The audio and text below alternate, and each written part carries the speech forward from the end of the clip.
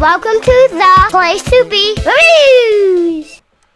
Hello, welcome back to the channel. Today, we're going to be discussing an article from Vanity Fair and an interview with Emma Caufield, the actress who played Dotie or Sarah on WandaVision, and the dangers of her character being a red herring. I say dangers, it's not really dangerous, but fan reaction accounts for a lot these days. So, without further ado, monkeys, roll the footage. So here we are, VanityFair.com, WandaVision's Emma Caufield on the perils of being a red herring. The Buffy the Vampire Slayer and 90210 alum begs WandaVision fans not to take their vengeance out on her.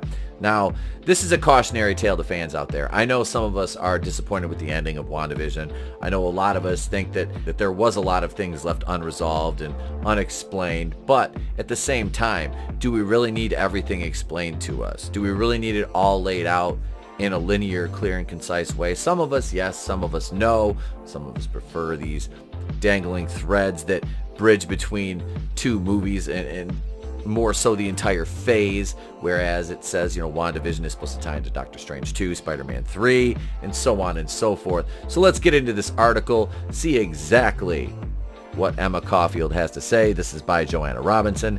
This came out yesterday, March 6th, 2021. I hope no one eggs my house, actress Emma Caufield jokes during the morning after the WandaVision series finale dropped on Disney+. After weeks of rampant speculation and fevered fan imagining, her character, Dotie Jones, was revealed not to be some surprise Marvel character or big twist, but simply just one of the many residents of Westview, New Jersey, suffering under Wanda's spell. But viewers needn't be embarrassed that Caufield's appearance on the show caused them to speculate wildly. That, the actress said, was precisely her intended role on the show. She also hinted at an upcoming mystery project that will surely throw another log on the fire of fan speculation. Caufield spoke with Vanity Fair's Still Watching podcast about the tricky role she played in keeping everyone on their toes and what it was like to reunite with WandaVision showrunner Jack Schaefer, who directed her in sweet 2009 sci-fi romance Timer. So just by that statement alone, you can see that Emma Caufield has a level of anticipation of some blowback from the fans, and who could blame her at this point, because so many other actors and actresses in positions that have been similar to hers have faced backlash. But it's not only the fans that do this, it's also the media that stoke the flames of divisiveness within fandoms. Look at Star Wars post-Last Jedi and the Kelly Marie Tran, Daisy Ridley sort of thing. It all goes back to the media at some point or another. Sure, there are toxic fans within every fandom, but they are a small minority. And you don't just get to call fans toxic because you don't like what they say or their opinion. If it is constructive criticism, you don't get to discount that just because it simply goes against the narrative that you're trying to insert into a pre-existing franchise.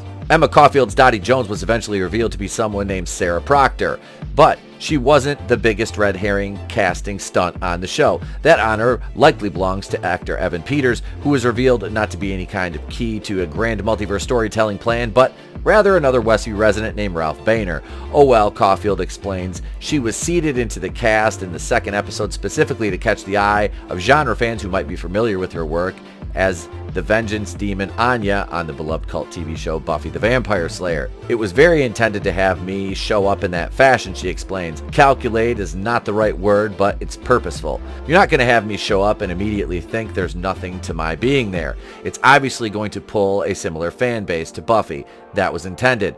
Part of the plan required keeping Caufield's casting a complete secret until she emerged as the queen bee of the neighborhood in episode 2, which we reveal back. She was, the head of the planning committee for the magic show, the talent show that was all for the children, which weren't there, and we'll probably touch on the fact that her character, Dotie, or Sarah, had a daughter which she had not seen since Wanda took over Westview. Caufield said the intense fan reaction to her first appearance was immediate and caught her by surprise. At first it was thrilling. She had as much fun as anyone chasing down fan guesses as to which mystical and mysterious character from Marvel Comics she might be, but the intensity of the guesswork soon made her a little bit nervous. You want everyone to be satisfied, she said. Caufield spent the next several weeks in something of a tight spot, being genuinely enthusiastic and wanting to promote the show and not wanting to mislead anyone about the nature of her role. It was impossible for people not to be disappointed, she said. I'm trying not to feel disingenuous, but knowing full well their theories were just so far removed from the truth, that's tough, being the red herring. Again, I hope no one eggs my house. Caufield is aware there are still, even now, speculation swirling around her character because the name Sarah Proctor is the same name as a woman who was accused of witchcraft during the Salem witch trials. I actually genuinely don't know anything about that either, Caufield said. But when asked what she was working on next, Caufield demurred. Well, in typical fashion, I'm not allowed to say anything, so there you go. I can neither confirm nor deny reports of me doing anything. I can confirm that I'm really enjoying cooking a lot. I'm really digging that I can confirm that my daughter is the best thing in my universe. Is that a reference to the Oh, you know what? We've learned our lesson. Despite the seemingly straightforward nature of her character, Caufield did have a big moment in the finale when her character Sarah approached Elizabeth Olsen's Wanda Maximoff to beg to be released from her spell. It was a mother pleading with another mother for clemency, which is not exactly typical Marvel fare. It shines a spotlight on this domestic life, Caufield says. All this power or lack of power and grief and promise is wrapped up in that bubble and mirroring in an unforeseen way our own bubbles at home, the pressure cooker which we have all been in with lockdown.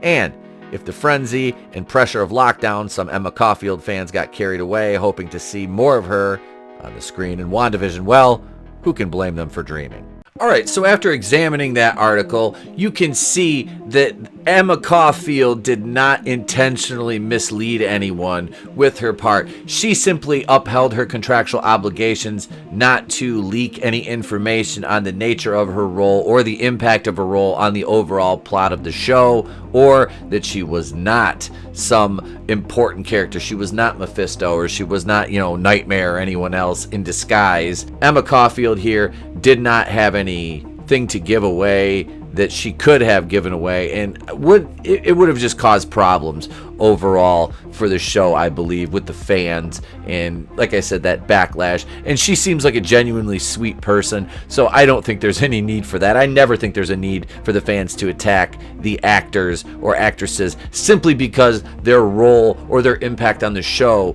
or movie didn't turn out the way your fan theories did. Like, I make fan theories all the time. Do I swear or live and die by them? Absolutely not. Will I admit when I'm wrong? Yeah. Was I wrong about this show? Quite a few times. And that's all right. I still enjoyed it, but like I said, did it leave something to be desired for me? Absolutely, it did. The denouement was in no way satisfying, but I know coming up we have, Doctor Strange 2 in the Multiverse of Madness and Spider-Man 3. Spider-Man 3, I'm a little more hesitant about than Doctor Strange 2 because Sam Raimi helming Doctor Strange 2 gives me a big ray of hope as far as that movie goes and what Sam Raimi will do with it. Still under the guise of Kevin Feige. Spider-Man 3 under John Watts, I'm more apprehensive about, given the track record with the first two Spider-Man movies, and now John Watts is directing Fantastic Four, which scares me as well. But what do you guys think? Let me know in the comments below. What were your overall feelings of Dotie's character, the reveal that she was just another Westview resident, like all the other characters that we saw, Evan Peters especially? What were you disappointed in? What did you like? What didn't you like? Let me know in the comments below. Do all the YouTube things. I'm Temple Kui to the place to be reviews. I've been here with all of yous. And remember, if I don't see you, have a great day, a pleasant tomorrow, and I'll catch you on the next one.